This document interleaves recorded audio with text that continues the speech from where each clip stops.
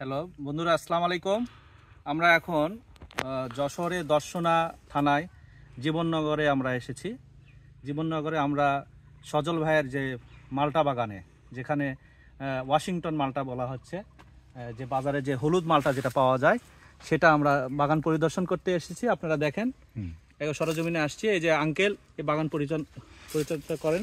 আমি বাগানে থাকি, এখানেই থাকেন উনি সবসময়। এবার এখানে বিভিন্ন ফলের, এখানে শুধু মালটা নয়, পেয়ারা আছে, আরও কমলা আছে। আমরা শুধু এই মালটাটাই দেখতে এসেছিলাম, যে আমাদের যে বিদেশি মালটাটা, আমরা শুধু দেশি মালটাটা বগুড়াতে পেয়ে থাকি, কিন্তু বিদেশি মালটাটা আমরা এই যা জীবননগরে হয়েছে। এখন কেবল টক মিষ্টি হয়েছে, নভেম্বরের দিকে যায় এটা আরও হলুদ হবে এবং মিষ্টতা আসবে। ডিসেম্বরের ফার্স্ট উইকে এরা বাজার থেকে এটা করবে আর কি, হারভেস্ট করবে আর কি। তো দেখুন বন্ধুরা, আমরা এখন আছি যশোরের জীবননগর। এটা জীবননগরে বলা হচ্ছে সিংপুর না, সিংনগর হাই স্কুল পাশে এটা মালটা বাগান।